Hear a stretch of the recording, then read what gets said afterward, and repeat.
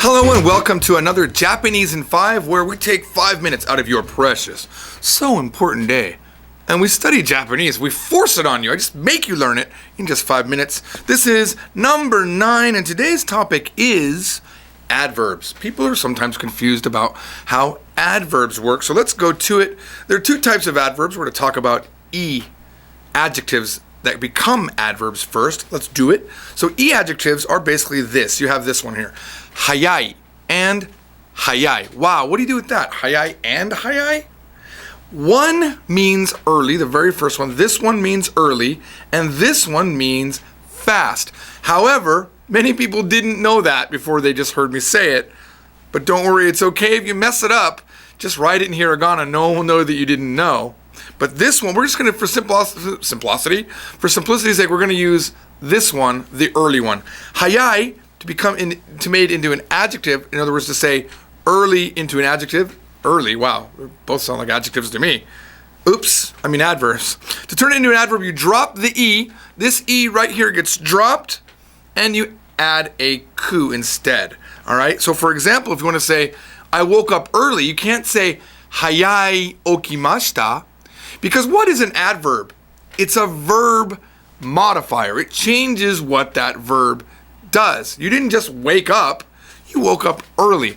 Hayaku okimashita. It's that simple. Hayaku okimashita. Let's take the opposite of hayai. Does anyone know it? Think. Very good, Jeff. Sure, Jeff somewhere on earth got it. It's osoi. To be late is osoi as an adjective. Of course, there is the verb okureru, but we're not talking about that. We're talking about osoi. To say lately or to be late, you're going to take the E, you're going to remove it, and you're going to add the ku. Then you can have a sentence like this. Osoku tsukimashita. I arrived. The verb tsuku means to arrive. Osoku tsukimashita. If you're talking about flying in an airplane, you can say that. Osoku tsukimashita. We arrived late. Or you might say touchaku. Osoku touchaku shimashita. We landed early. We arrived. Osoku tsukimashita is late. We arrived late. If you want to say you arrived early, hayaku tsukimashita. Now let's talk about the na adjectives. What are na adjectives? Well, really simply, they're adjectives that don't end in E. Really, that's the most basic way to say it. For example, jozu. Jozu, written with upper and hand, means skillful. If you want to say you made something skillfully, you can't say jozu tsukurimashita. What do you think you'd say? Say this.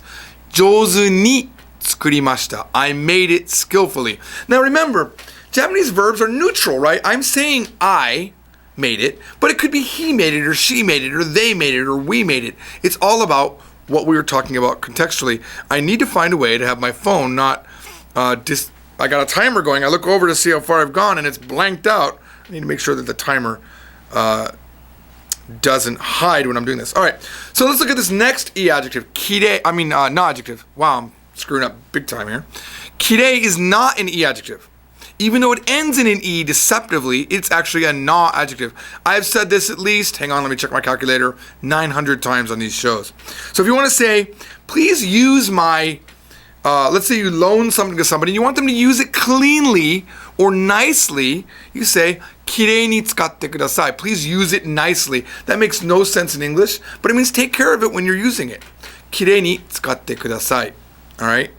That is it. That's how you make adverbs in Japanese. Thank you for watching. We're ending a little bit early, but you know what? It makes up for the last one where we ended a little bit late. Thank you for watching Japanese in 5. Now go back to your regularly busy life. Bye-bye.